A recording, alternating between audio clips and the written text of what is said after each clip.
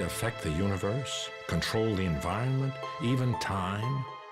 Scientists have picked up where occult practitioners have left off and sought to solve mysteries that the magicians had long tried to understand.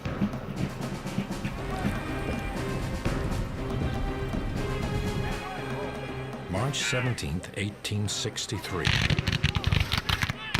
John Pelham leads his company into the Battle of Kelly's Ford on a field in Virginia. Pelham was famed for his courage, but this was to be his final battle. More than a century later in Chicago, Illinois, Margaret Barrett feels a searing pain in her head. Could this nurse from the Midwest and a Civil War major have some connection? Margaret believes she was the major in a past life. When people have an experience of a past life, the truth is unshakable. It's a self-evident truth, and anybody could doubt the existence of that past life. But the people who have had the experience, you're not going to shake that truth from them. They know. Most believe otherwise, but men like Isaac Newton, Galileo, Carl Jung are responsible for creating some of science's biggest breakthroughs that were once considered mystical. Now, how do you know some of the things we now regard as supernatural and inconceivable may turn out to be perfectly valid, legitimate science 50 years from now? Ever since the Renaissance, scientists have pushed far beyond accepted boundaries. Before the age of technology, scientists relied on belief and intuition. The original occultists believed the universe was a field of consciousness that they could access to decipher the work of the gods. We think we are separate from each other. We're actually just part of one great universe. And that was a kind of core idea that the occult magicians had. They expressed it beautifully at one point by saying, as above, so below. It really means that wherever you look, the patterns will be the same at the microscopic level, at our level, and at the cosmic level. These magicians believed that the universe and the mind were linked, a connection that quantum physicists are still trying to prove. And people find this very exciting, the overlay between the way the brain works and the way the universe works. But other New Age practices like channeling and exploring past lives are not accepted. All these experiences that are claimed to be occult sometimes originate in the brain from brain pathology. And this makes you wonder about all of these phenomena, what's causing them. Just because you find that people with temporal lobe seizures experience God doesn't negate the idea of God. But it does make you wonder, what religious experience is all about, because there are neural structures in the brain that predispose you to religious belief and mysticism. The link between magic and science has always been strong. And once the mystical is proven, it can become scientific fact. It's a pursuit that has shaped the world and man's understanding of it from the time of Newton. Isaac Newton was born in the 17th century, when man still believed the cosmos revolved around the earth. He is known both as the father of modern science and the last of the great magicians. Newton was an extraordinary intellect. He was able to concentrate for endless hours, and sometimes it seemed days on an issue. He could keep in mind all of the parts. Newton vividly imagined his theories and only later backed them up with experiments, a practice now known as an altered state of consciousness. People can do this by running or exercising. People can do it by fasting. People can do it by drinking or drugging. People can do it by prayer or meditation. There are many, hypnotism, there are many venerable practices over thousands of years where people have altered their state of consciousness. Well, I think creativity really requires something like the acceptance of intuition, acceptance of inspiration as the starting point for ideas that turn out to be profound, important, and even scientific ideas. If you open yourself to the cosmos, you will be filled with new knowledge. Newton was trying to build on the theories of a man who died in 1642, the same year he was born, Galileo. Galileo was mapping the stars. By then, astrology was a centuries-old science. Ancient mystery schools, and let's say Egyptians as well as Pythagoreans, their aim would have been to connect to the gods and implore them to do something, and then the gods, being powerful, would do the thing. Galileo was not trying to contact the gods. He was trying to explain their work. During the Renaissance, scientists followed the teachings of Aristotle. The work of this 3rd century BC Greek were the theories accepted by the Catholic Church. The idea of motion was extremely different from what we presently understand. The notion was that every kind of object or substance had its natural place, with earth at the bottom and then water, air, and fire, and the quintessence that the heavens were made of above that, and that objects tended to remain in their natural places, and that to move them you needed to push on them continuously. He also taught that the Earth was the center of the solar system and that a heavy object would fall faster than a lighter one. These were accepted truths until Galileo. Galileo confirmed that the Earth revolved around the sun. Aristotle believed that matter falls because it knows its place in the cosmos. The hand of its creator guides it to return to its place of origin. Galileo's understanding of gravity was much more advanced, and he used scientific method to prove his theories. Aristotle, who was a great thinker, believed that heavy objects fall much faster than light objects. And he needed 5 minutes to test this. All he needed was 5 minutes to go up in a building, take a rock, take a pea, and drop them at the same time. He never did. And the reason is the concept of an experiment is alien to the human mind. But not to Galileo. He did the experiment and found that they fell at the same rate. So this is why we think Galileo was a great genius, because he said, we can ask questions about nature, not have preconceived notions. We can start with an open mind and say, what happens when you drop a big stone on a tiny pea? And lo and behold, he found something counterintuitive, which anybody can test and verify. Galileo thoroughly discredited the sacred Aristotelian worldview of the Church and paid dearly for it. The cardinals of the Inquisition rejected his theories. He kept publishing, and for his efforts, he was found guilty of heresy. Galileo was placed under house arrest in 1633 and spent the rest of his life under the Inquisition's watchful eye. It took 350 years for the Church to admit that they were wrong. By then, Newton had confirmed Galileo's conclusions. Isaac Newton was fascinating. He was born on Christmas Day. He was a widow's son. He was raised in a kind of austere surroundings and went off to college and kind of never stopped being at college, and studied the rest of his life. From a young man, he studied everything there was in the universe to study. The Renaissance had been fueled by the rediscovery of long-lost early Greek and occult texts. Scholars like Newton were thrilled to discover new ideas in science, religion, and magic. Newton was not only a scientist, he was an avowed alchemist. Most of the brilliant people in history, and Isaac Newton was one of them, went into alchemy, went into various occult pursuits because they wanted to find out how things work, and they were willing to go as far as they needed to satisfy their inquisitive minds. In Newton's time, there was no hard distinction between magic, spirituality, and science. Scientists used any method to expand their knowledge. He spent years searching for the crown jewel of alchemy, the philosopher's stone. The stone was not an actual gem, but a higher level of consciousness that would enable scientific and spiritual breakthroughs. Alone in his room with his alchemical experiments, Newton would go for days without food or sleep. People who study creativity say there are several stages. First, you have to learn a great deal, and then you have to let that incubate and kind of bubble inside you, and then it will turn into something like an inspiration. That's what the alchemists were trying to do as well, and what Newton did so successfully. Newton took on Galileo's challenge of refuting Aristotle. When he applied his mind to Aristotle's theory of falling objects in the orbit of the planets, he made the most important discovery of physics, gravity. It was groundbreaking. When Newton thought about gravity, he had to conceive of the idea that two bodies can attract each other at a distance. And even today, we have trouble figuring out how that happens. I mean, how is it that the sun knows that Jupiter is there?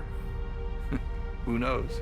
The emerging breed of empirical scientists were very uncomfortable with the whole idea that something could affect another object without touching it, without being connected to it in some way.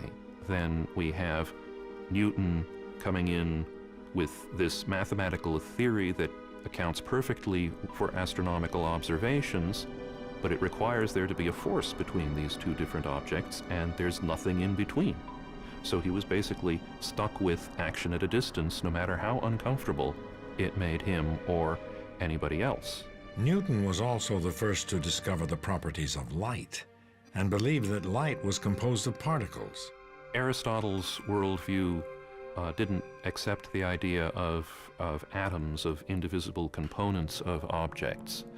But it's clear from, for instance, Newton's writings on light that he had some definite ideas along those lines, that he thought of light as being a stream of tiny, rapidly moving particles of some sort, corpuscles, as he wrote. In 1687, Newton published his masterwork, Principia, and he became an international sensation.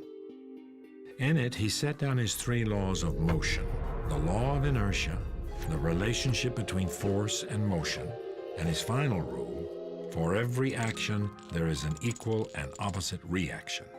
Even though Newton had explained the universe, emotional difficulties would affect his work. The end of the 17th century brought important scientific advancement. Sir Isaac Newton had made an epic contribution to this revolution, but in 1675, he had a nervous breakdown. He had a number of things that happened to him all at once. He became depressed and holed up in his apartment and couldn't be brought out. He had to be dragged out of there by his friends. The legend goes that he had been practicing actual alchemy with chemistry, and that the fumes may have made him somewhat crazy or psychotic. There's all kinds of ways to read that, and he might have had simply a nervous breakdown. Newton never made another scientific breakthrough, but his work would endure. In the 1660s, a specter from the past haunted London, the Black Plague. 70,000 people died. Then the Great Fire. But in the midst of this turmoil, a scientific first. In 1660, an elite group of British scientists formed the Royal Society, history's first organization devoted to the pursuit of science. The Royal Society started out sort of as a smart guys club, where they got together and discussed every conceivable topic that was, probably a little risque, of course, because at various times, England was in the throes of religious clampdowns. The threat of the church did not stop them. Newton himself would lead the Royal Society for 24 years. He is said to have uttered just one sentence during all those meetings. He asked for the window to be opened. But his near mystical focus would inspire another generation to look for the universe within, the human brain. On its surface, a well-tuned machine of neurons and nerves perfectly synchronized for movement, learning, even defense. But there is more to the brain than just electric impulses. This remarkable organ contains people's thoughts, their past. Some would say it holds the soul. Newton's discovery of gravity transformed the way science understood the universe. But another member of the Royal Society, Thomas Willis, was about to overturn Aristotle in a different field, medicine. Willis began the first scientific exploration of the brain and its elusive software, the mind. Thomas Willis was an English physician, and he figured out how to study the brain, which was a tough thing to do because the brain would dissolve in mere hours after death. Progress in medicine had been hampered by a long-standing taboo against dissection of the human body. It took a certain relaxation of the rules to ever get dissection to happen. A lot of times the practitioners were, in fact, criminals. They were declared to be criminals even though they were scientists. It was against the law and every other thing to dissect the human body. Until the Renaissance, doctors believed Aristotle's view that the heart was the home of the mind. Few in medicine were able to conceive that the shapeless white mass inside the skull could possibly be the seat of reason and artistic expression. Willis suspected that the brain held more than his colleagues assumed. So he figured out a way to preserve it and then was able to distinguish all of the parts of the brain which nobody had really come to grips with before. Like Newton, Willis was an alchemist willing to experiment to get to the truth. Willis was the first to dissect the nerves leading to the brain. He explained how they functioned together. His lectures held his audiences spellbound. In 1664, he published Cerebrae Anatomy, at the time the most comprehensive study of the brain. A young student named John Locke built on his work and investigated the nature of thinking itself. Locke was primarily a philosopher. In 1660, he published his Essay Concerning Human Understanding, distancing himself from Aristotle. Locke really challenged the Aristotelian notion that ideas were innate in the human mind, and instead focused on the development of ideas and the developmental process and the ways the brain apprehended the universe. It was really one of the first efforts to describe a neuroscience and what the brain actually does. Neuroscience became a new discipline that is still full of mystery. I think it's true that there's the brain, there are neurons firing, and there's the mind. Okay, but regarding the mind itself, we have barely scratched the surface of how it works. What do you mean by creativity? What do you mean by consciousness? What do you mean by self-awareness? Scientists now understand how much of the brain works inside the skull, but are still trying to discover how the mind can affect the world outside of its casing. In Paris, medical astrologer Franz Anton Mesmer stumbled almost by accident upon hypnosis. At the time, Mesmer was experimenting with magnets as a means of curing illness. Well, Franz Mesmer would have people sit in a tub, and he used magnets with these tubs, and it was often referred to as anomagnetism, which is interesting because magnets have recycled again today, and medical doctors are using electromagnetism as a way of healing. Mesmer first believed that the magnets exerted the invisible force of animal magnetism. Later, he thought that the force emanated from within him, and he abandoned the magnets. In actuality, Mesmer had only rediscovered another lost occult art. The first induced hypnotic performance, recorded on papyrus in a British museum, was given at the court of Khufu in Egypt over 5,000 years ago. Later, seers at the Greek oracle of Delphi used self-hypnosis to foresee the future. Modern hypnosis, as practiced in the United States, begins with Franz Mesmer. But if you go back even further, every culture has a way of going into a trance. It could be using music, it could be using dance, it could be sitting in meditation. His treatment became popular in the 1770s, and Mesmer's fame quickly spread as scores of patients claimed themselves cured through mesmerism. He was able to put people in a trance and suggest to them things that were good, like getting better, like healing. He became famous for that, and they actually had to have a committee of scientists, and that was actually Ben Franklin was one of the committee who tried to decide whether anything about this was real or not. They said, well, mesmerism works, but we think it works because of the imagination, not some other operative principle. Mesmer was dismissed by many as a quack, but in 1843, London surgeon John Elliotson began using what he called the mesmerizing coma to perform major surgery without pain. Anesthesia had yet to be invented, and Elliotson's technique resulted in more than 300 successful operations. Mesmer's influence was short-lived. With the discovery of ether, hypnosis was once again dismissed by traditional medicine. So rather than pick up on the idea that our beliefs can help us heal and help us recover, it discounted the work of Mesmer. But he had laid the foundation for modern hypnosis, a practice that is now accepted as a form of treatment by the medical establishment. Hypnosis relies on suggestibility, imagination. Our bodies can't distinguish between a real and imagined experience. For example, there was a recent study done with anger and heart disease. How researchers got people angry is they had them imagine situations that made them angry. And so just as they imagined themselves angry, their body responded as if they were actually had reason, cause to be angry, and there was a change that they were able to identify. But the real beauty of this experiment was the power of the imagination. Our imaginations can make us angry, or our imaginations can make us happy and peaceful. Whether we're angry or whether we're happy is our choice. An entire field of alternative medicine has developed that utilizes imagining techniques to promote healing. There are over 22 studies done on visualization and cancer healing. 18 of those studies conclusively shows visualization helps fight cancer. It's no surprise. Obviously, the brain regulates our bodily functions. So if you could influence the brain, either through meditation, through developing certain frequencies of brain waves, through introducing images and ideas, of course you're going to be able to have an effect on the materiality of disease and the efficacy of medicine. Scientists have thoroughly studied the phenomenon, but remain unsure why and how it works. There are two criteria when you encounter a new phenomenon. One is, does it fit the big picture of what we know in science or about the mind, right? Two is it repeatable? Hypnosis is rejected for the first reason, which is not a good reason to reject something.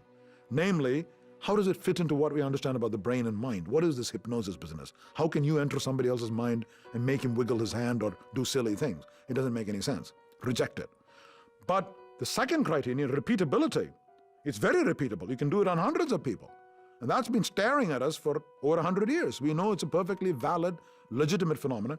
We just don't have an explanation for it. Before Mesmer, doctors had struggled for centuries to understand the problems they saw in their patients that could not be explained with existing medical science.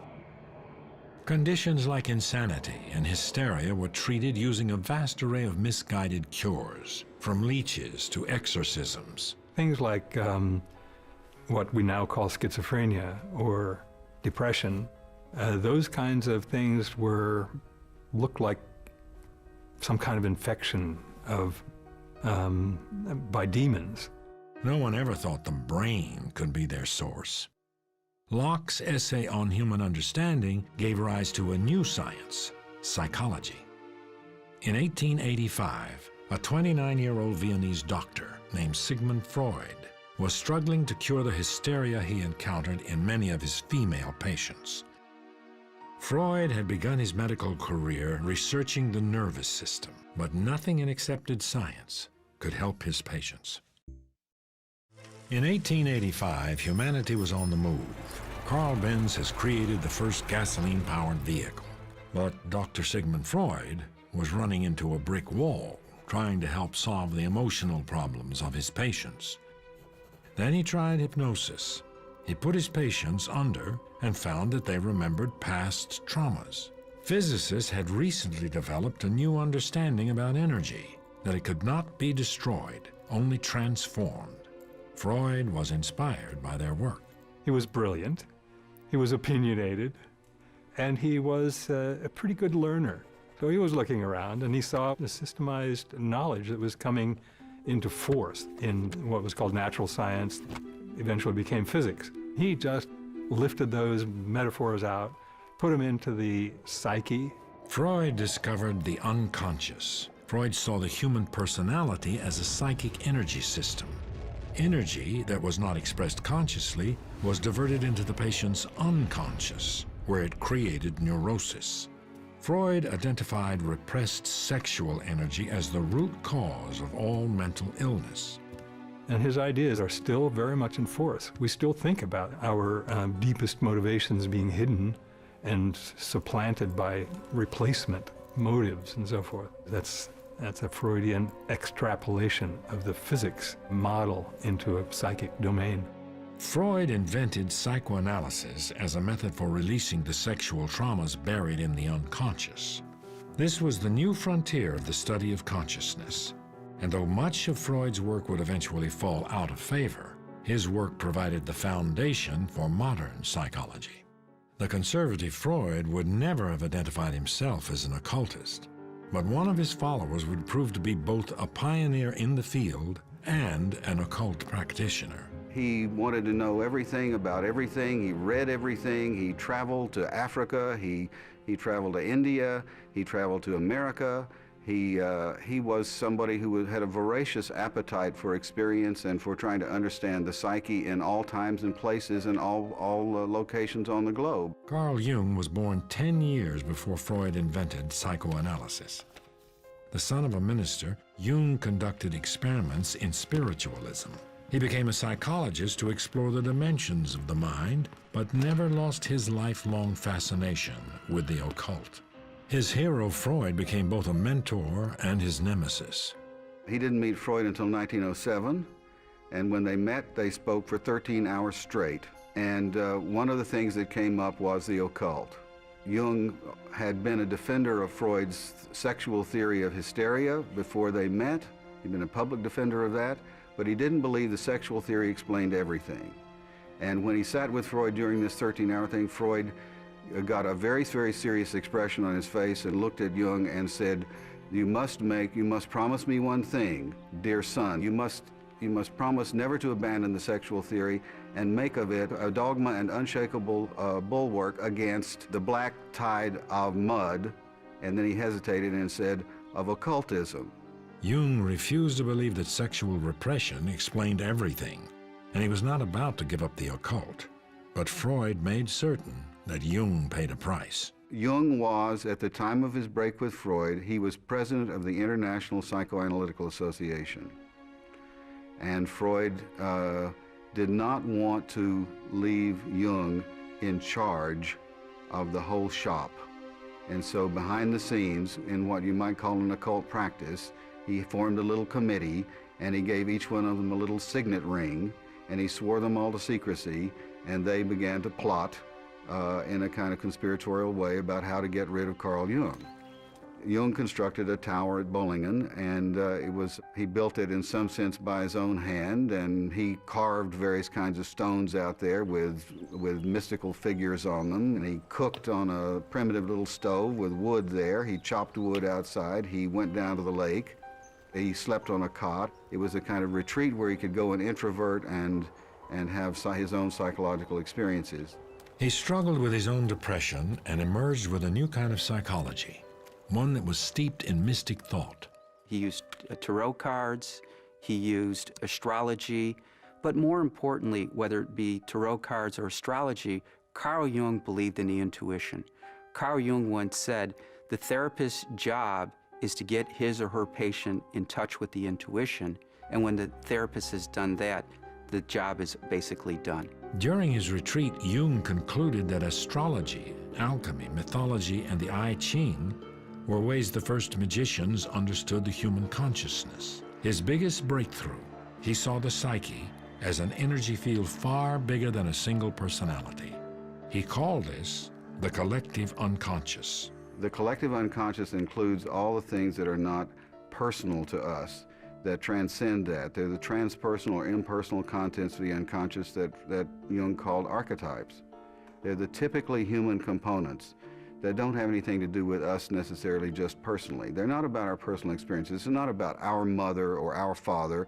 It's about the very idea of mother and father. Both Jung and Freud practiced the altered state of consciousness used by magicians to gain their deepest insights. For Freud, this was a method of free association, and for Jung, this is a method of active imagination, where you deliberately induce a fantasy and you talk to aspects of yourself that are personified in image form. This would be like in the occult or in mediumship or in seances, thinking that you're talking to the dead when you're actually talking to yourself or your many inner selves. While Freud had isolated the personality into a bundle of neuroses driven purely by sexual repression, Jung had brought the individual to higher ground, a place within a broader humanity that had meaning and continuity. We have both a personal unconscious and a collective unconscious.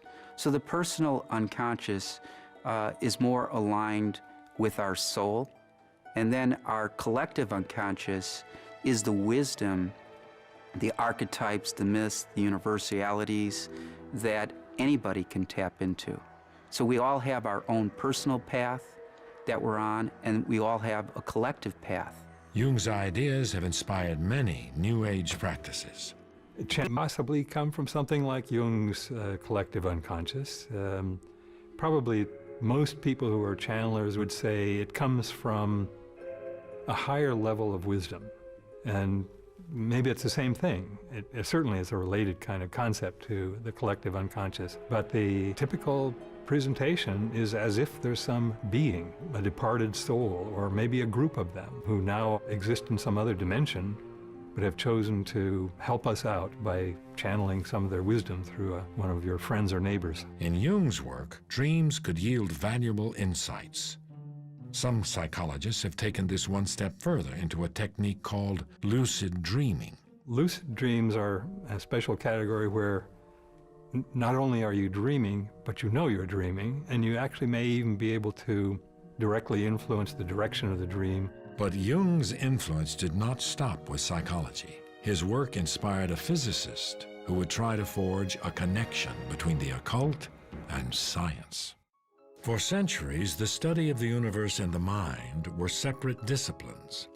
In 1905, the 30-year-old Jung met a young German man working as a clerk in a Swiss patent office, Albert Einstein. In some ways, Einstein was a mystic at heart. As a child, he had observed the movements of a compass needle and vowed that he would one day learn the mind of God. Like Newton, he would enter an altered state of consciousness which he called mind exercises, and intuitively arrive at his discoveries. Only later, Einstein would back them up with formulas and proofs. That year, Einstein published 5 papers of new physics in the journal Annalen der Physik, theories that rewrote the rules of the universe. In it, he posed his theory of relativity, which held that time and space are relative, changing concepts, not absolutes.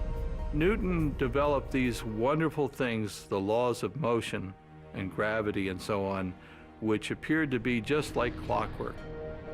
And it made everybody pretty happy, even though it was revolutionary at its time, because they discovered that the universe was a big giant clock and it all worked in an orderly way.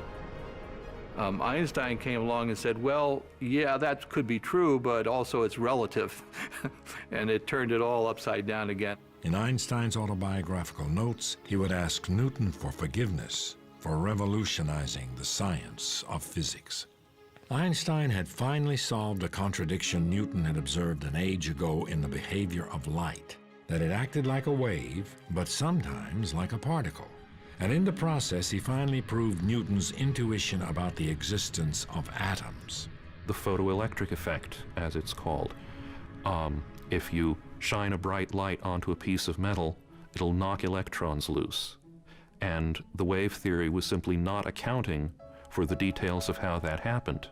Then came Einstein in 1905 and was able to account for the photoelectric effect perfectly by saying that when light interacts with the metal, it comes in discrete bundles of energy that depend only on the frequency of the light and not its intensity. So it's still a wave. I mean, frequency is fundamentally a wave concept, but it's acting like a particle. 15 years after Einstein published his groundbreaking papers, Wolfgang Pauli, barely out of his teens, wrote a brilliant exposition of Einstein's relativity theory. The two pioneers of quantum mechanics, Max Born and Niels Bohr, encouraged Pauli to join their field. These mind-numbing problems became Wolfgang Pauli's obsession. Though a difficult and troubled man, Pauli was a master of intention. Other scientists called it the Pauli effect.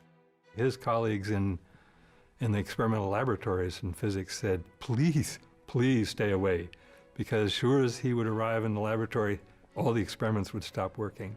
They even claimed that if Pauli went by the town in a train, that the experiments would stop working. He, like many of the others we think of as great scientists, was consummate intender.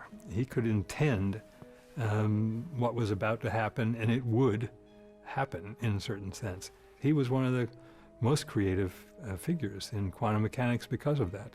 Pauli, like Newton, fell deep into this work, and eventually he had a mental collapse.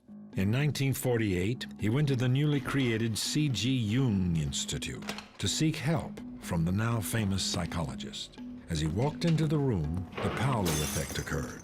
A vase suddenly fell to the floor. Both men would later say that when the vase shattered, they recognized their destiny. Together, they would try to comprehend the universe using both physics and psychology.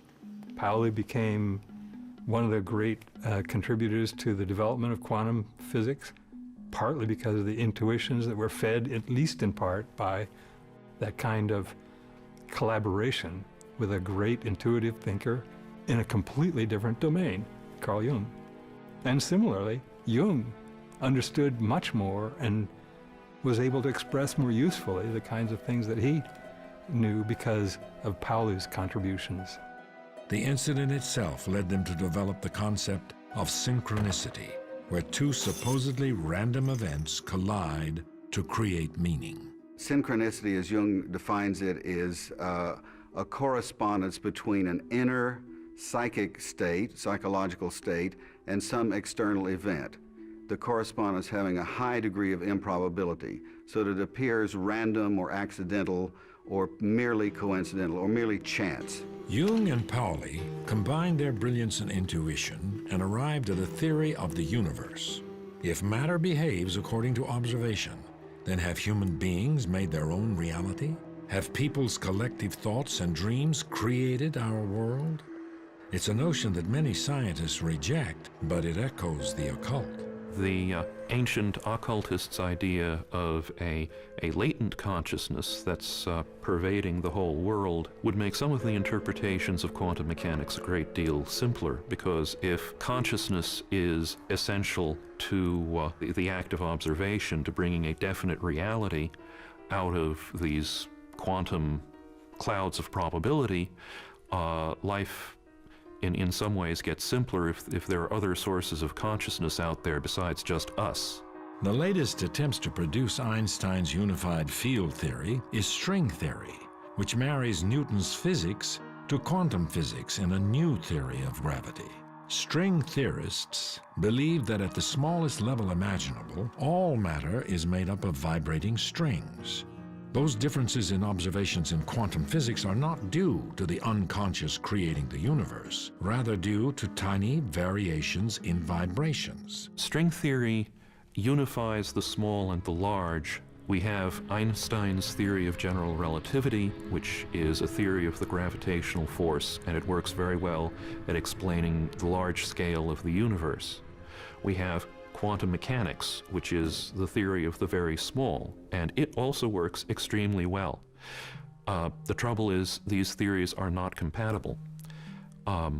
You cannot construct a theory of quantum gravity by any of the conventional approaches. String theory looks extremely promising in that regard because it is innately a quantum theory. If true, it implies a fascinating realm of parallel universes and multiple dimensions. The way string theory does an elegant thing is that it says, okay, there are these tiny little things called strings, and they make up all other particles that there are in the whole universe. And these strings are really just energy. And therefore, we've now gotten down to the very, very tiniest particle or element of what there is. And then since they're all just energy, we can think of ourselves as merely energy, which would be very satisfying for many people. There's a religious way to see that, and there's a chemical way and a physical way to see that. But these theories may never be proven. Scientists have affected our world with work that has at first appeared magical. In 1895, Conrad Röntgen was experimenting with cathode rays when he noticed a green glow on a painted screen on his workbench. But the cathode ray tube was covered with black paper, which meant that these invisible rays passed through a solid. Experimenting further, he discovered that the rays could pass through skin, revealing the bones of his wife's hand. Imagine people's reaction to that. Imagine somebody told you, here's a table, and there's a drawer, and then inside it, there's some film, and I'm going to pass these mysterious rays through your hand and you see your bones. Now, people would say that's supernatural, that's occult. In fact, nobody believed him. And he said, I'm not going to publish this in a scientific journal because it sounds almost occult. So in fact, I'm going to publish it in a newspaper. So he published it in his wife's hand in a newspaper, and you could see the bones of a hand, and it made history overnight. Röntgen's work could have easily been dismissed. Put yourself back at that time. Here are people talking about physics and balls moving, light and this and that, and somebody publishes a paper saying there are these rays that go through your hand, which is opaque, and show the skeleton, the bones of your hand. You'd have said, this is garbage. You know, I mean, this is occult, okay? But it turned out it's not occult, it's a real phenomenon. But the difference is it was immediately repeated by 1,000 laboratories all over the world. Will other occult beliefs become proven science? Originally from England, Margaret Barrett had little knowledge of the Civil War, but felt drawn to study it. One day she happened upon a picture of John Pelham and noticed a striking resemblance. The gallant Pelham, as he was known, was killed by a Union shell at the age of 24. Does he live on in Margaret? Margaret suffers from chronic migraines. She's had brain surgery for what I believe is the same injury that John Pelham died from. John Pelham died when a shell exploded in the back of his head and pressed in his skull. And Margaret has had the same problem through which she's had brain surgery. So what is to be made of Margaret's belief in the apparent connection between Pelham's death and her condition? When I do a past life regression, the first thing I do is try and create a bridge.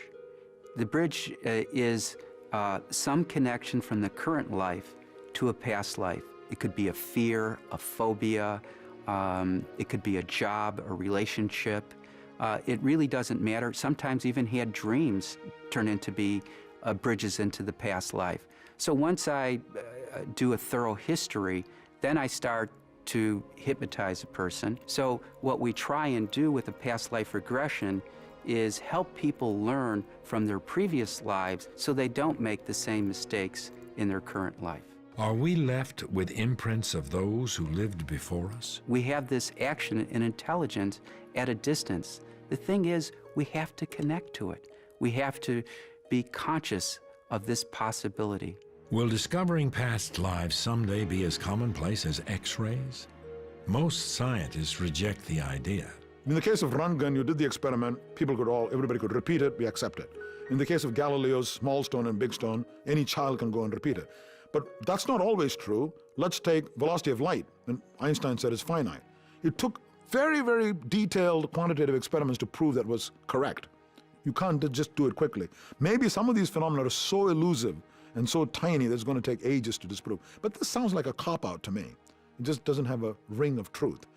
If you can't test a proposition, there's no way of testing it. It's not even part of our knowledge.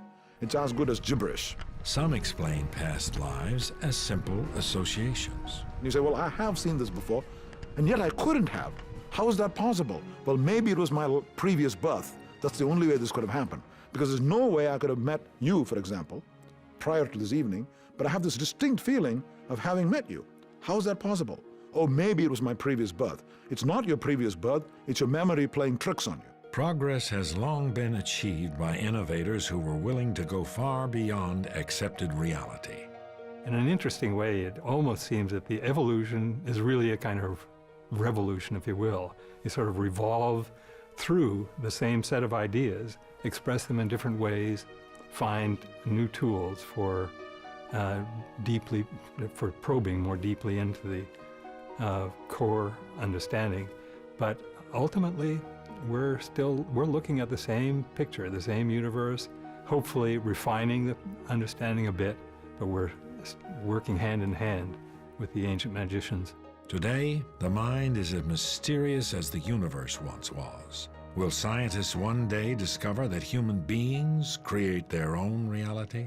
We're going to get some very big breakthroughs through science, but it's going to come by science looking at what some might call the occult. There's certain things that I find very interesting in New Age beliefs because I think they make explicit things that science just hasn't gotten to yet. I think everything that we don't have a scientific explanation for today we will eventually have a scientific explanation for.